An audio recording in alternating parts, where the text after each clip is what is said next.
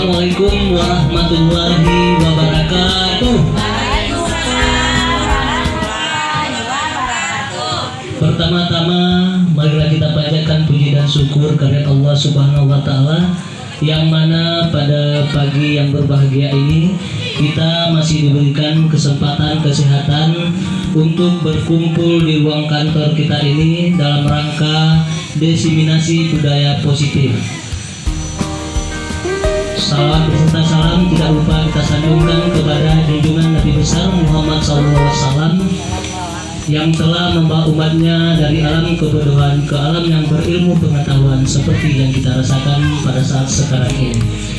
Yang saya hormati Bapak Kepala Sekolah SD Negeri 14 Simo Timur, yang saya hormati Ibu CGP Angkatan 10 yaitu Ibu Dike Indriani dan juga Ibu Emi Yunila SPD, dan juga yang kami hormati Bapak Ibu yang berhadir pada hari ini. Baiklah Bapak Ibu, dengan mengucapkan Bismillahirrahmanirrahim, acara tertib diseminasi budaya positif dimulai. Kata-kata sambutan yang akan disampaikan oleh Bapak Kepala Sekolah SD Negeri 14 Simo Timur kepada Bapak Dedi Sartana SPD, kami persilakan. Terima kasih. Bismillahirrahmanirrahim. Assalamualaikum warahmatullahi wabarakatuh. Alhamdulillahirabbil alamin wa bihi nasta'inu ala amri dunya waddin. Wassalatu wassalamu ala asrafil anbiya'i wal mursalin wa ala alihi washabihi wasallim. Asyhadu an la ilaha illallah wahdahu la syarikalah wa asyhadu anna Muhammadan abduhu wa rasuluhu la nabiyya ba'dah. Allahumma shalli wa sallim wa barik ala sayyidina Muhammadin wa ala alihi washabihi wasallim.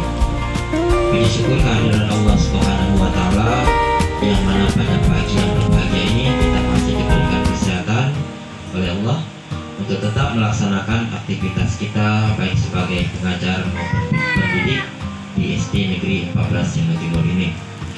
Kemudian salawat beriring salam, marilah sama-sama kita haturkan ke junjungan alam Nabi besar Muhammad Sallallahu Alaihi Wasallam dan juga para sahabat dan ahlul bait beliau. Ya baik Bapak Ibu, mungkin ini hanya sekedar sambutan ya. Budaya positif ini adalah sebetulnya ini bukan barang baru, hanya saja mungkin pada masa-masa sekarang yang mungkin kembali dipopulerkan atau diviralkan. Nah, budaya positif ini perlu kita lakukan penerapan itu bukan hanya di lingkungan, tetapi yang pertama sekali pada diri kita sendiri. Begitu. Nah, harapan saya selaku kepala sekolah itu berharap seperti Ibu Dike sebagai JGP itu selain menanamkan budaya positif pada diri sendiri juga mampu memberikan impas pada rekan-rekan guru yang lainnya, sehingga pada proses pembelajaran nantinya di kelas itu akan memberikan pelimpasan kembali kepada peserta didik. Selanjutnya Bapak Ibu ya, dalam hal budaya positif ini perlu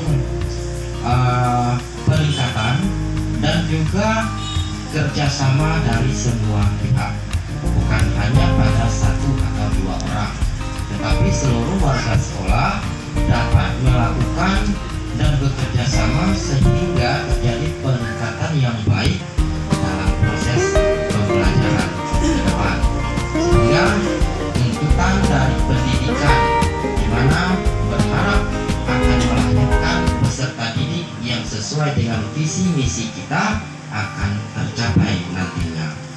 Mungkin hanya ini saja yang sambutan yang dapat saya sampaikan.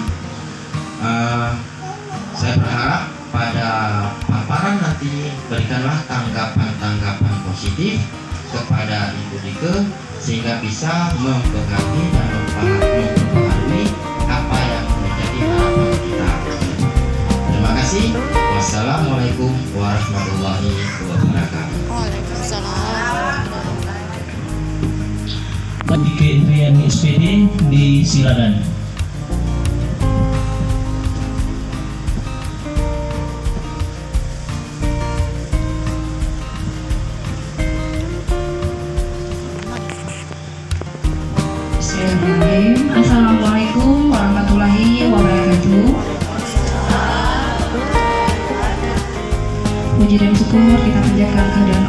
SWT, yang mana pada hari ini kita berkumpul lagi untuk menyebarkan pemahaman tentang budaya positif. Dari salam kita panjatkan junjungan Nabi besar kita SAW yang telah membawa kita dari alam kebodohan ke alam yang berilmu pengetahuan seperti yang kita rasakan pada saat ini. Yang saya hormati Bapak Kepala Sekolah SD Negeri 14 Sumut Timur, dan yang saya hormati dan terima kasih kepada rekan-rekan yang sudah mendukung saya dalam kegiatan guru penggerak. Baiklah Bapak Ibu, alhamdulillah kami sudah pendidikan dari bulan 3 dari bulan puasa. Jadi hari ini penutupan kami di modul 1. Jadi di sini tentang budaya positif. Nah, jadi ilmu yang kami dapat mudah-mudahan bisa berbagi dengan teman-teman, dan teman-teman pun bisa memberi masukan untuk kegiatan kami ini sebagai perbaikan kami nanti ke depannya, ya. Baik Bapak Ibu, kita mulai ya. Menyebarkan pemahaman dan penerapan pengalaman budaya positif. Tadi disampaikan Bapak, budaya positif itu tidak lagi asing bagi kita, karena kita sudah menerapkan di sekolah. Jangan jauh-jauh, yaitu menyambut anak di depan pintu gerbang, dan masalah keyakinan kelas pun kita sudah buat di kelas masing-masing. Tentang pembulian itu pun sudah kita buat juga masing-masing. Ini untuk menguatkan lagi agar kita tidak lalai untuk kegiatan ini. Semoga anak-anak kita nanti bisa mengingatnya sampai mereka dewasa. Baik, dulu Bu Bemi, lanjut Bu Bemi. Ini perkenalkan fasilitator saya Bu Arifin Aziz dan pengajar praktik Bu Daswani. Oke, Bu Bemi. Ayo Bapak-bapak, Ibu-ibu, Bapak-ibu, ini budaya positif. Di budaya positif itu ada beberapa. Yang pertama, perubahan paradigma belajar, disiplin positif, nilai-nilai kebajikan, kebutuhan dasar manusia, motivasi perilaku manusia, posisi kontrol guru, segitiga restitusi, dan keyakinan kelas.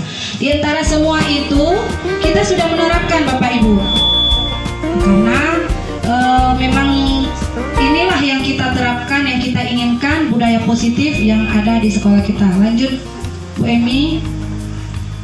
Apa itu pembelajaran dengan paradigma baru? Kita jelaskan satu persatu ya. Pembelajaran dengan paradigma baru merupakan pembelajaran yang dirancang berdasarkan prinsip berdiferensiasi, sehingga para peserta didik belajar sesuai dengan kebutuhannya berdasar tahap perkembangan sesuai teori psikologi modern untuk mewujudkan profil pelajar Pancasila. Kita kan sudah belajar tentang profil pelajar Pancasila. Jadi berdiferensi itu yaitu tentang kita mengajar berpusat kepada peserta didik, kebutuhan dia. Jadi bukan keinginan kita lagi untuk mengajar, oh kamu harus menulis ini. Tapi kalau anaknya tidak mau, kita cari solusi agar si anak mau belajar seperti apa. Terus Bu Emi, nah inilah dia, pembelajaran diferensiasi adalah pendekatan ini menekankan bahwa setiap siswa memiliki kebutuhan dan kemampuan yang unik, sehingga guru harus menggunakan berbagai strategi pengajar, baik itu materi, penilaian untuk memenuhi kebutuhan beragam tersebut. Oke lanjut, ini dia disiplin positif. Disiplin positif berasal dari kata disiplin, yang artinya belajar disiplin mengacu pada disiplin diri yang memiliki tanggung jawab terhadap apa yang dilakukannya berdasarkan nilai-nilai yang diyakininya.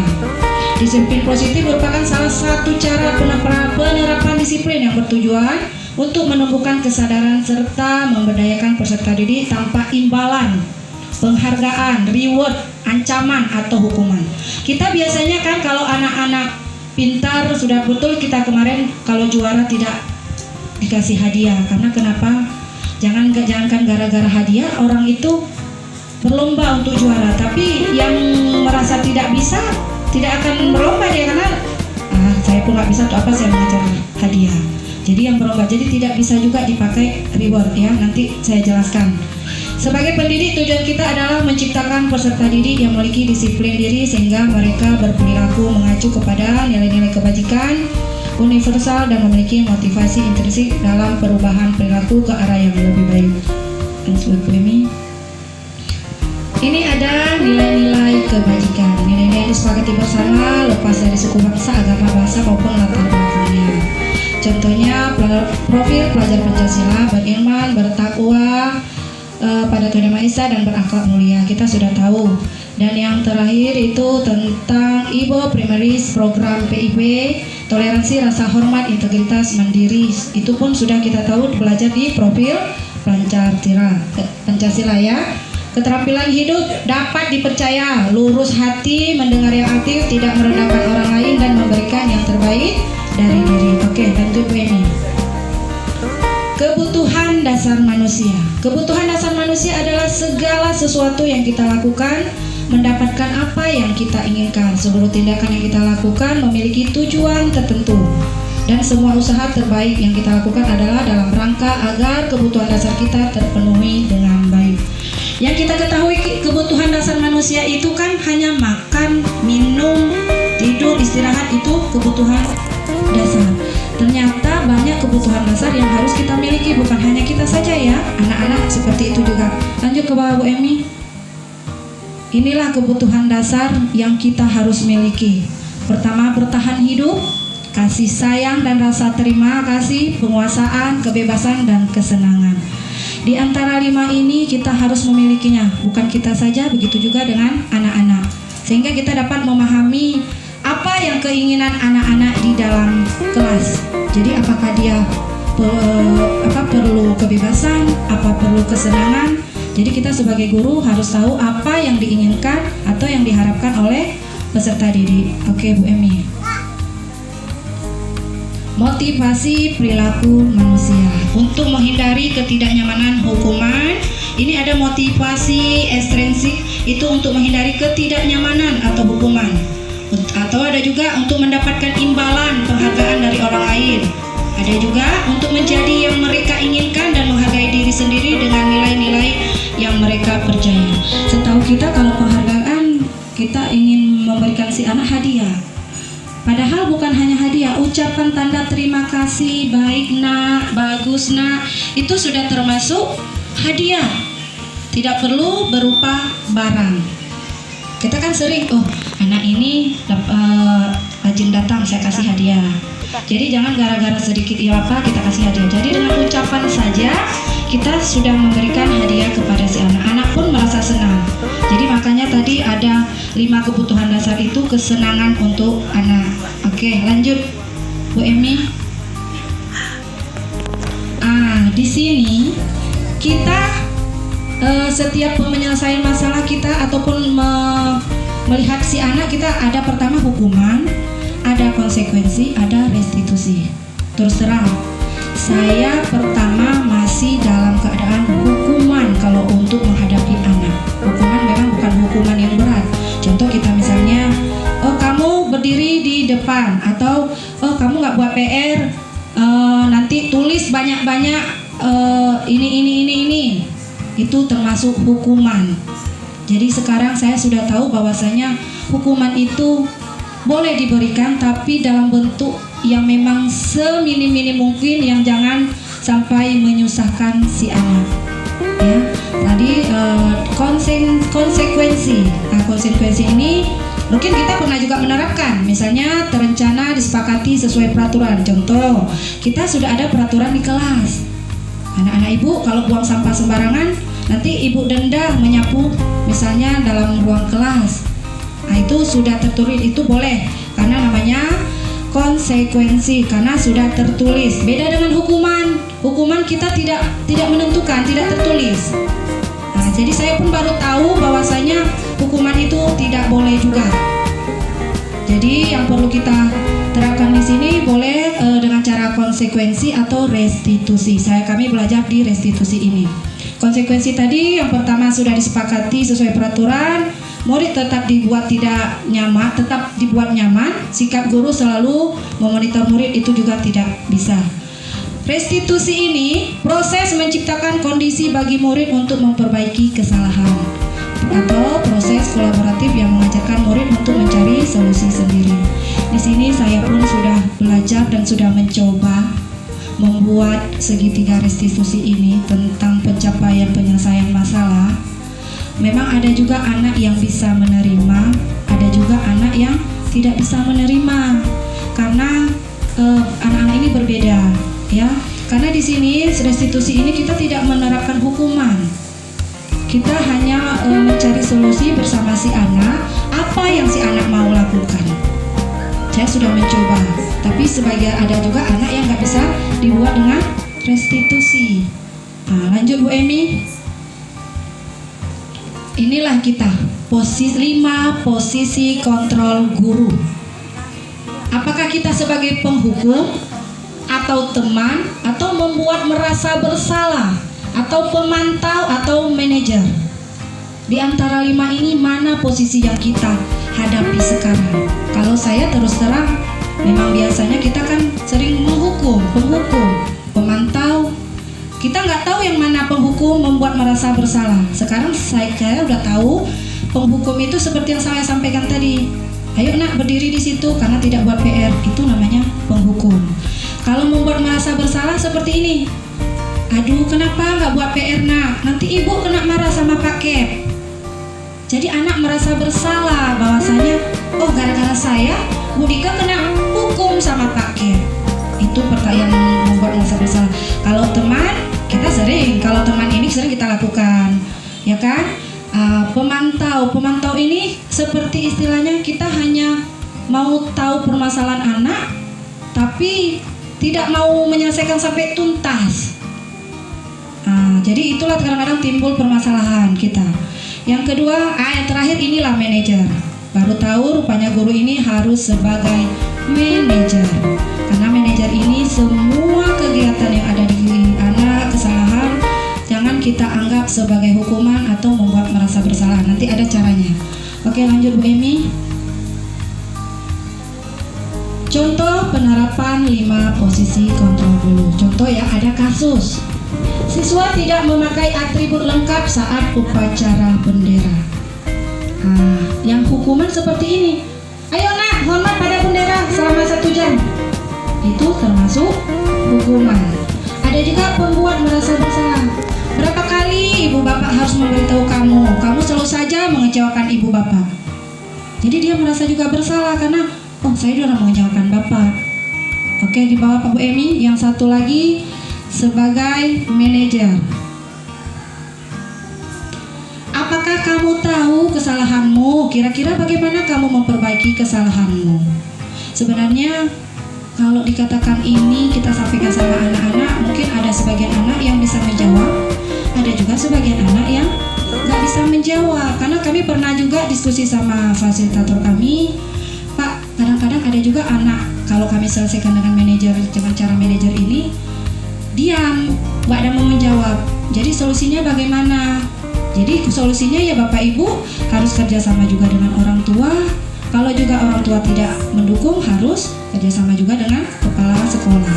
Begitu ya Bapak Ibu. Jadi inilah bedanya mana manajer, mana hukuman, dan mana pemantau atau teman. Sampai di sini Bapak Ibu sudah paham dulu yang mana hukuman, yang mana manajer. Sudah Bapak Ibu? Alhamdulillah. Oke, lanjut Bu Emi. Oke, ayo Bu Emi, Bu Cici. Ada yang mau saya tanya? Boleh Bu Cici, silakan. Ini mungkin kan Bu.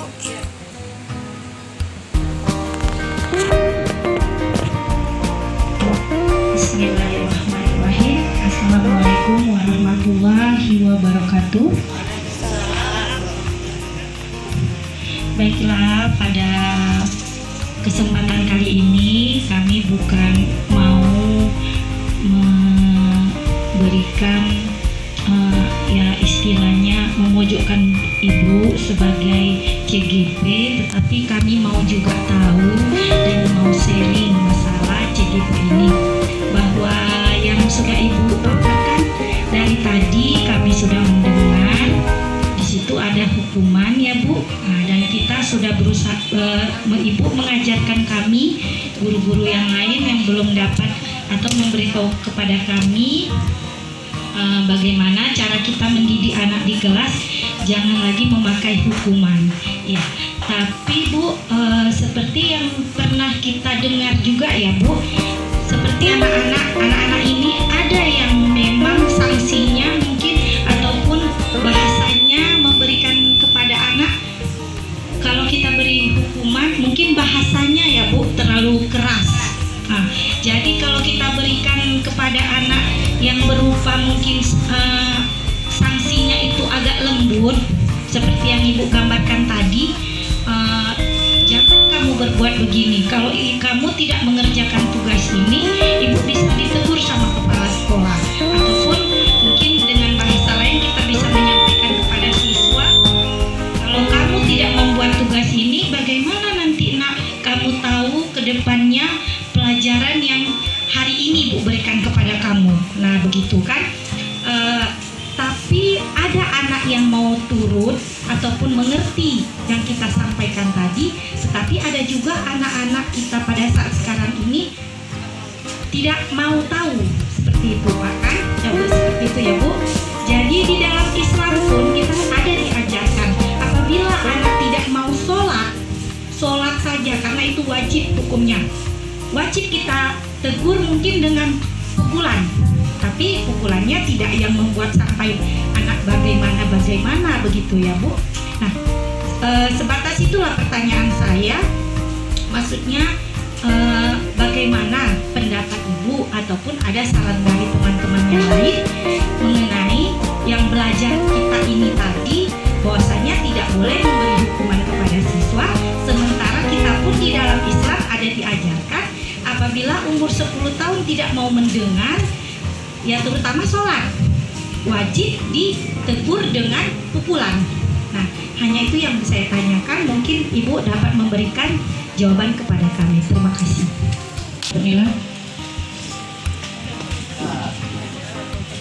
Bismillahirrahmanirrahim. Assalamualaikum warahmatullahi wabarakatuh. Ibu CP yang kami hormati, Istimewa Kepala Sekolah SD Negeri 14 Timur Timur. Setelah saya mendengar paparan dari Bu Cici masalah tadi hukuman, situ sudah bicara tentang sholat ya, perintah untuk sholat pada anak-anak. Memang anak-anak kita ini ada yang patuh, ada yang kurang patuh, gitulah yang patuh dan kurang. Ya, kalau zaman-zaman kita dulu berlakunya diktator, tapi dengan ada guru CGP sekarang luar biasa. Jangan anak-anak kita guru, saya aja udah umur sekian, berarti banyak kesalahan-kesalahan yang kita lakukan, tapi masih ada kesempatan untuk memperbaikinya. Nah, dengan demikian, kalau anak-anak itu tidak mengerjakan salat, sudah kita perintahkan, kan tidak mungkin lagi kita pukul, tapi kita berikan semacam dorongan atau semacam hal-hal yang akan dimiliki atau dialami nanti seketika kita berumur sekian. Kalau kita tidak melaksanakan salat, nanti pada hari akhir kita nanti disiksa, pukul kepala sendiri, bukan kita, nanti kita sampai pada anak, bukan gurunya yang memukul, bukan maknya, bukan ayahnya, tapi tangan kita sendiri. Nah kayak gini, sekarang aja kita masih di dunia, kita pukul kepala kita kan terasa sakit, apalagi di kampung akhirat. Jadi kita berikan semacam gambaran-gambaran kepada anak-anak. Jadi kita jangan terus memveto anak-anak itu harus kita pukul. Nah, zamannya sekarang. Saya rasa itu yang dapat saya sampaikan. Mohon maaf, terima kasih atas perhatiannya. Assalamualaikum warahmatullahi wabarakatuh.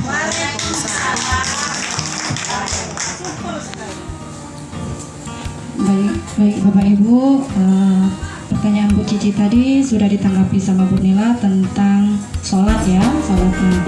Bu Emi coba ke atas lagi Bu Emi. Tadi, oke. Lagi yang ke atas lagi Bu Emi. Tadi aja. Ya ini lagi. Sekarang saya tambahan sedikit sama Bu Cici. Kenapa dikatakan hukuman? Hukuman tadi kan sudah saya sampaikan. Kalau hukuman itu tidak ada terikat. Jadi kita jangan sembarangan juga membuat hukuman anak. Kalau memang betul kita ambil di konsekuensi.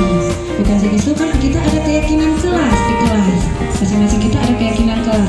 Jadi di situ kita sepakati aja bersama anak-anak ibu kalau di sini kan harus rajin belajar. Kalau anak-anak nggak belajar, apa kita serahkan kepada mereka. Kalau sudah disepakati mereka, itulah hukuman untuk mereka. Tapi kita jangan katakan hukuman lagi, sudah konsekuensi atau restitusi tadi. Restitusi tadi itu seperti manajer itu mengajak anak-anak memecahkan masalah apa yang ingin dia dari yang ingin dia lakukan. Misalnya kan kayak bertengkar.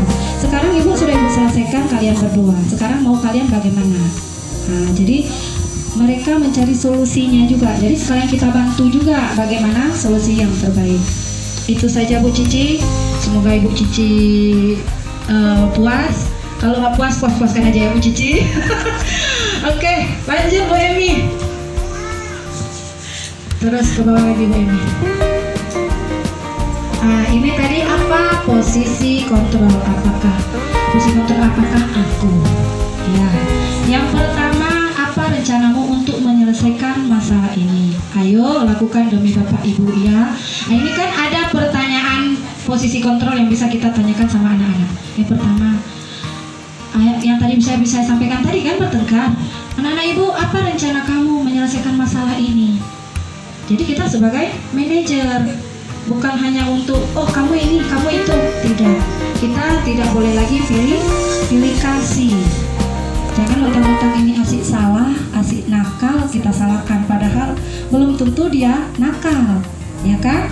Jadi yang kedua, ayo lakukan demi Bapak Ibu ya. Tapi sambil istilahnya bahasanya janganlah terlampau. Ayo demi Bapak Ibu ya. Nah itu tidak boleh. Memang harus lembut. Jadi memang betul-betul kita guru ini memang butuh kesabaran ekstra, bukan 100% tapi 1000%. Ya. Yang ketiga, kamu tidak mendapatkan nilai jika tidak kamu mengerjakan tugas. Seperti yang disampaikan Bu Cici tadi, itu bisa Bu Cici. Misalnya dia malas belajar. Ayo nak, jangan malas belajar lagi. Kalau tidak nilai kamu nanti tugas kamu bisa rendah. Ayolah, nanti istilahnya kita bujuk seperti itu. Saya pun baru tahu juga selama ikut pendidikan CGP ini. Ternyata memang selama ini salah langkah kita untuk menyelesaikan masalah anak-anak. Memang hukuman kita memang tidak terlalu berat. Hukuman kita kadang-kadang kalau yang anak-anak buang sampah kita suruh lagi kutip sampah di dalam kelas atau piket di dalam kelas kan. Cuman kata-katanya atau bisa kita pakai tadi ya bisa dipahami Bapak Ibu. Oke, lanjut Bu Emi. Ini dia keyakinan kelas. Sudah tadi kita sampaikan keyakinan kelas kita sudah buat. Sudah jauh-jauh hari kita buat. Makanya sekarang kita sudah mudah. Hanya kita istilahnya memperlangsung apa istilahnya ya? Menjalankannya terus ya Pak, biar meningkatkan dia lagi tentang keyakinan kelas.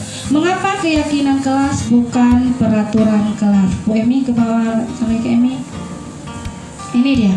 Mengapa harus keyakinan kelas? Mengapa tidak peraturan kelas saja? Kita pertama kemarin peraturan kita bilang kan, rupanya keyakinan ini. Yang pertama keyakinan lebih menuju pada nilai-nilai kebajikan universal, keseluruhan, menyeluruh, yang disepakati baik tersurat maupun tersirat. Nilai ini lebih memotivasi seseorang untuk berperilaku dan bersifat jangka panjang. Dengan menggunakan keyakinan sebagai pedoman untuk berperilaku bukan sekedar peraturan, murid akan memahami tujuan utamanya sehingga benar-benar berperilaku sesuai nilai-nilai tersebut karena termotivasi dari dalam diri mereka sendiri ya. Murid tidak sekedar berperilaku karena rasa takut atau hanya mengikuti aturan saja. Jadi karena keyakinan kelas ini kan mereka yang buat, bukan keinginan kita. Jadi mereka tidak takut. Bu, ini kan memang kami yang buat. Bu, kami yang buat ini. Kesepakatan kita bersama di kelas. Jadi mereka tidak takut. Jadi bisa diterapkan di kelas dengan adanya keyakinan kelas. Mudah-mudahan kelas kita selalu nyaman, tentram. Jadi tempat anak yang belajar yang memang menyenangkan. Oke, lanjut Bu Emi. Ini dia pembentukan keyakinan kelas. Ini tidak perlu pun saya sampaikan, Bapak Ibu sudah membuat. Caranya pun sudah tahu. Karena kita sudah lama membuat keyakinan kelas. Oke, lanjut Bu Emi. Ini dia yang saya sampaikan tadi, segitiga restitusi, yaitu tentang penyelesaian masalah. suatu proses dialog yang dijalankan oleh guru agar dapat menghasilkan murid yang mandiri dan bertanggung jawab. Tahap segitiga restitusi ada 3. Yang pertama, validasi tindakan yang salah, menanyakan keyakinan, menstabilkan identitas. Oke, lanjut Bu Emi. Ini dia menstabilkan identitas berdasarkan prinsip membuat kesalahan adalah bagian dari proses pembelajaran. Ini dia, kita buat contoh ya cara menstabilkan identitas. Misalnya anak berbuat salah. Berbuat salah itu wajar, tidak ada manusia yang sempurna. Atau Bapak Ibu juga pernah melakukan itu. Atau Ibu Bapak tidak mau mencari siapa yang salah, tapi Ibu Bapak ingin mencari solusi dari permasalahan ini. Kamu berhak merasa begitu. Tapi ini sesuai dengan permasalahan yang dihadapi anak ya. Bukan semuanya kita terapkan. Jadi yang mana kita anggap permasalahannya seperti ini, inilah yang bisa kita pakai. Oke, lanjut. Validasi tindakan yang salah. Lanjut Pak Emi. Nah ini validasi tindakan yang salah. Kamu pasti punya alasan mengapa melakukan hal itu. Padahal kamu bisa melakukan yang lebih buruk dari ini ya. Ini yang salah ya. Kamu patut bangga karena terlindungi sesuatu yang penting buat kamu. Nah itu tidak boleh kata-kata itu yang keluar dari mulut kita. Kamu melakukan karena mempertahankan sesuatu yang penting bagi kamu. Ini jangan sampai ini nampak membela hanya satu pihak. Ya, kalau ini kita sampaikan. Oke, lanjut Bu Emi. Menanyakan keyakinan. Nah, disinilah yang saya sampaikan tadi. Misalnya anak-anak datang terlambat. Jadi kan kita sampaikan dari keyakinan kelas kita tadi. Anak Ibu, ada apa peraturan keyakinan kelas? Apa keyakinan kelas kita di kelas kalau datang terlambat? Pasti dijawab anak-anak karena dia yang buat. Oh, disiplin Bu. Jadi disiplin itu kamu langgar? Iya Bu, pasti dijawab. Apakah bagus disiplin itu dilanggar? Tidak Bu, disitulah kita nasihati bahwasanya keyakinan kelas inilah yang harus kita pegang dalam kegiatan sehari-hari atau dalam kehidupan kita sehari-hari. Oke, lanjut Bu Emi. Alhamdulillah sampai sini pemaparan saya. Apa ada yang perlu ditanyakan lagi Bapak Ibu? Apa sudah cukup sampai di sini? Apa sudah jelas atau bagaimana? Berilah masukan atau tanggapan. Baik Bapak Ibu, sekarang Bu Cici, oke. Oh boleh. Bu Cici apa Bu? Pak Maya dulu. Pak Maya aja dulu, oke. Ya baik, Assalamualaikum warahmatullahi wabarakatuh. Yang saya hormati Bapak Kepala Sekolah SD Negeri 14 Limau Timur, yang saya hormati Bu Dike selaku CGP Angkatan 10, kemudian Bapak Ibu yang berhadir pada hari ini. Baik, di sini saya ingin menambahkan sedikit tentang keyakinan kelas tadi. Semuanya sudah bagus, ya tapi setidaknya kita mengerti apa perbedaan keyakinan kelas dengan peraturan kelas. Kalau keyakinan kelas itu kalimatnya yang waktu kita buat nanti bersama anak-anak tidak boleh kalimat yang ada negatif. Kalau hukuman perbedaannya banyak kalimat negatifnya, menekankan. Ya, contoh kalau keyakinan kelas, datanglah tepat waktu. Jadi di situ tidak ada penekanan. Mereka sudah tahu jam berapa tepat waktu kita masuk ke dalam sekolah, ke dalam kelas contohnya. Misalnya jam 7.30 sudah jelas, mereka sudah tahu. Kalau kita buat peraturan harus menekankan jam 7.30 anak-anak sudah berada di dalam kelas. Itu namanya peraturan. Peraturan itu sedikit agak kasar nampaknya dibandingkan dengan keyakinan kelas. Bukan artinya keyakinan kelas ini keyakinan kita bertambah pada Allah Subhanahu wa taala, beda. Kita harus bedakan. Ya itu saja Bu Dike mungkin tambahannya. Terima kasih. Assalamualaikum warahmatullahi wabarakatuh. Oke, baik Bu, silakan.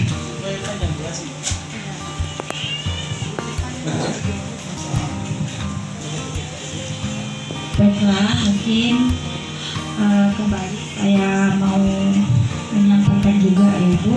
Dan alhamdulillah pada hari ini apa yang sudah Ibu sampaikan sebagai guru CGP yang kami pada saat ini belum ikut pelatihan tersebut, mungkin ini juga pelajaran buat kita semua bahwasanya kepada anak-anak kita tidak memilih-milih seperti yang tadi Ibu sampaikan. Tidak, maksudnya yang Ibu sampaikan tadi di pemaparan Ibu, bahwasanya oh dia ini terlalu banyak kesalahannya, yang ini terlalu banyak, yang ini baik sekali. Mungkin itu harus kami hilangkan juga. Dan alhamdulillah dari pemaparan tadi yang Ibu sampaikan itu menjadi pelajaran buat kami, jadi cemeti buat kami juga, supaya kita semua guru ya serumahan, terutama kita di sekolah kita, cobalah kita berusaha bersama-sama bahwasanya anak-anak itu jangan mentang dia dari kelas 1 sudah pernah membuat kesalahan, kita ungkit-ungkit sampai dia kelas 6 ataupun sampai dia di mana kita menjadi wali kelas, karena belum tentu kesalahannya di kelas 1 dibawa-bawa ke kelas selanjutnya tanpa kita sadari ya, dan tidak mengotak-ngotakkan anak atau mengelompokkan anak, oh ini anak saudara saya, ini anak keluarga saya, ya kan Bu? Nah, dan pada sharing hari ini, pada pemaparan Ibu hari ini, kami mendapat pelajaran baru, dan mungkin ini bukan pelajaran baru, sudah sering disampaikan, tetapi lancar kaji sebelum pulang. Ya, mudah-mudahan dapat pelajaran semua dari Ibu CGT. Terima kasih.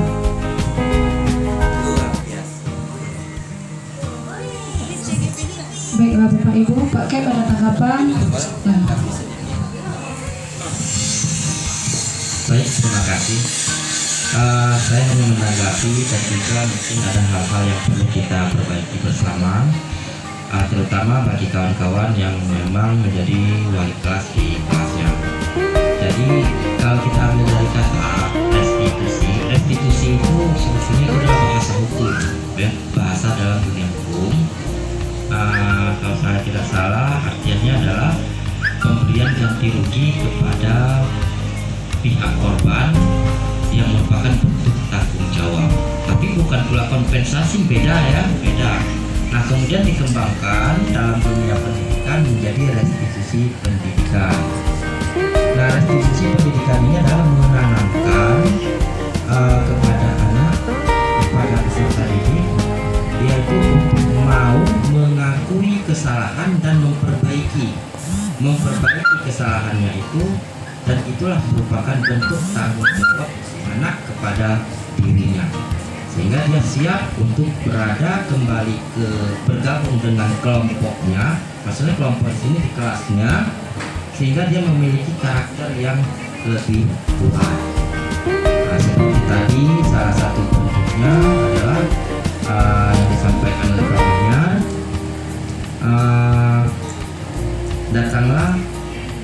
datanglah tepat waktu. Itu adalah sebuah kalimat di satu sisi memotivasi, tetapi di satu sisi juga memberikan tanggung jawab kepada anak, ya. Jadi anak akan merasa bersalah, ya, tanpa perlu kita salahkan. Anak akan merasa bersalah bahwa ketika dia datang terlambat, dan mereka akan mendapatkan solusinya sendiri, yaitu ke depan dia akan berjanji pada dirinya tidak akan mengulangi perbuatan tersebut. Itu yang kita harapkan, sehingga dia memiliki tanggung jawab untuk dirinya. Kemudian satu lagi, ini mohon maaf Bu Dike, ya, itu bahasanya bukan diseminasi, nah, katanya bukan, ya. Yang benarnya adalah diseminasi, ya. Dirubah sedikit, ya. Karena diseminasi itu adalah menyebarkan inovasi kepada orang lain, ya, yang diharapkan akan memberikan dampak atau manfaat dari apa penyampaian tersebut, ya. Jadi pengertian memang nggak ada, cuman jangan dibiasakan kata diseminasi itu silam ya, diseminasi yang benar.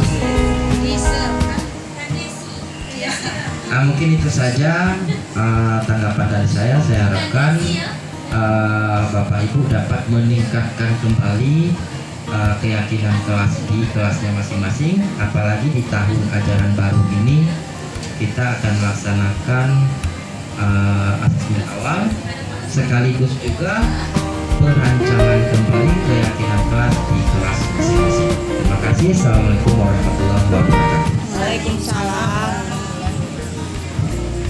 Baik Bapak, ke depan kita sama-sama istilahnya sama-sama menjalankan kegiatan positif ini, budaya positif ini di sekolah kita.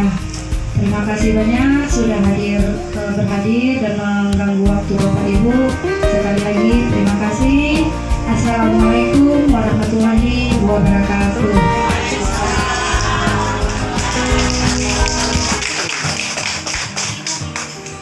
Baik, terima kasih kita ucapkan kepada Ibu Dike Indriani yang hari ini sudah memaparkan tentang diseminasi budaya positif yang nantinya akan kita terapkan di SD Negeri 14 Sumur Timur. Kita beri tepuk tangan buat Ibu Dike dulu. Baik Bapak Ibu, sebelum saya tutup acara diseminasi ini, alangkah baiknya kita bersama-sama berdoa di dalam diri kita masing-masing dengan membaca Al-Fatihah. Al-Fatihah mulai.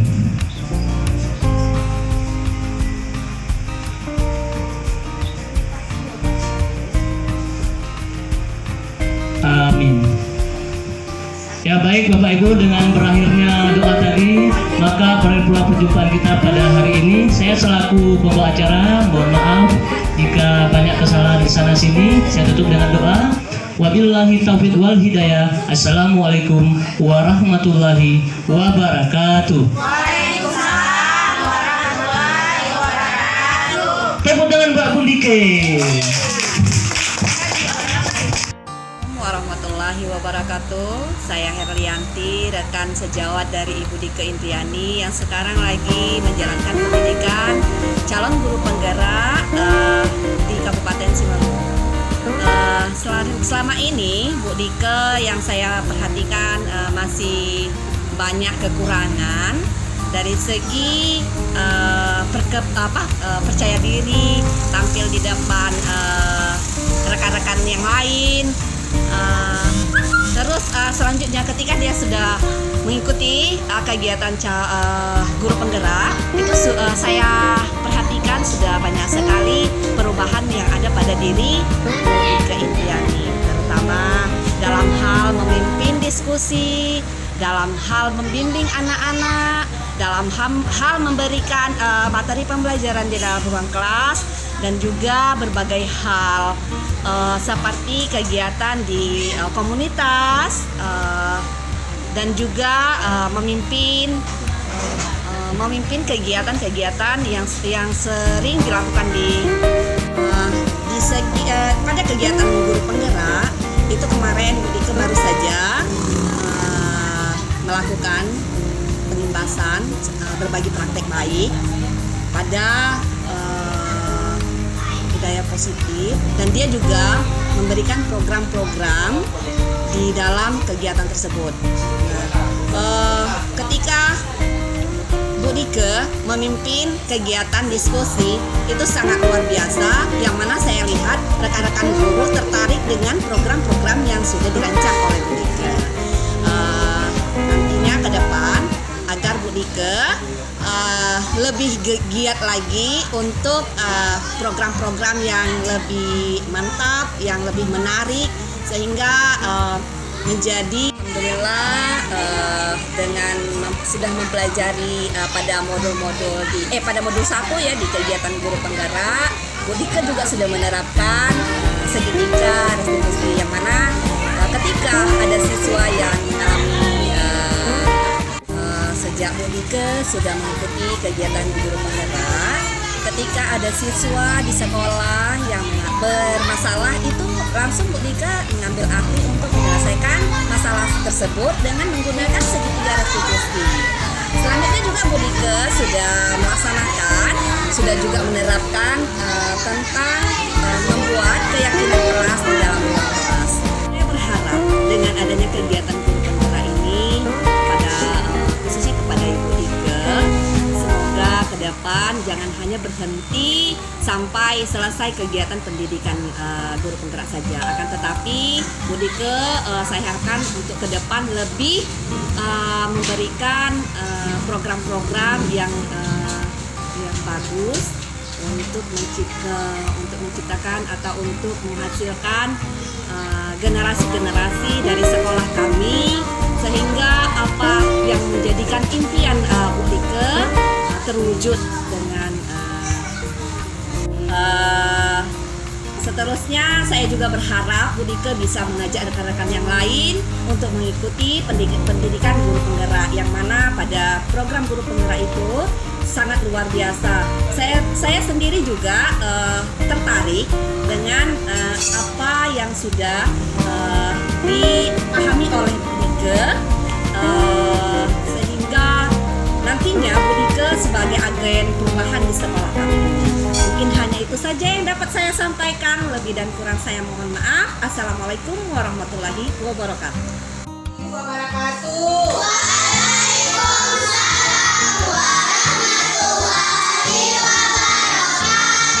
Baiklah anak-anak ibu, hari ini kita sama-sama buat keyakinan kelas.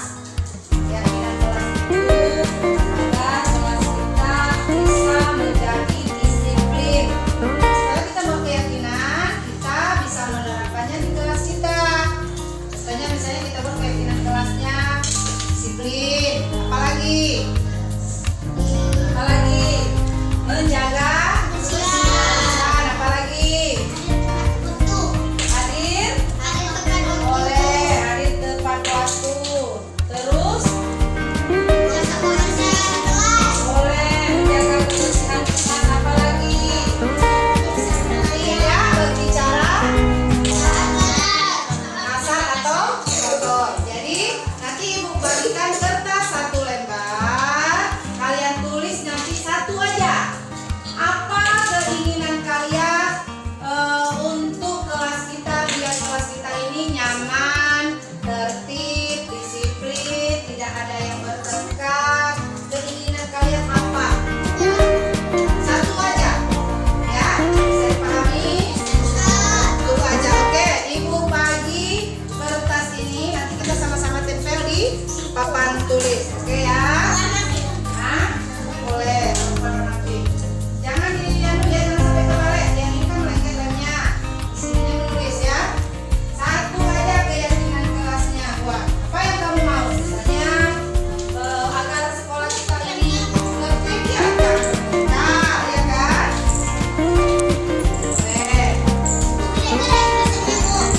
Boleh, tapi bisa dibaca ya. Boleh. Jadi lemnya bisa lengket, jangan dilengketkan ke sini. Warna apa aja, Mak? Boleh. Warna? Oke.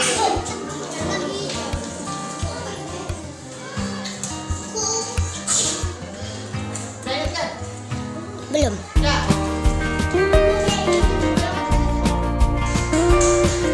Diisi 1 menurut keyakinan kalian masing-masing.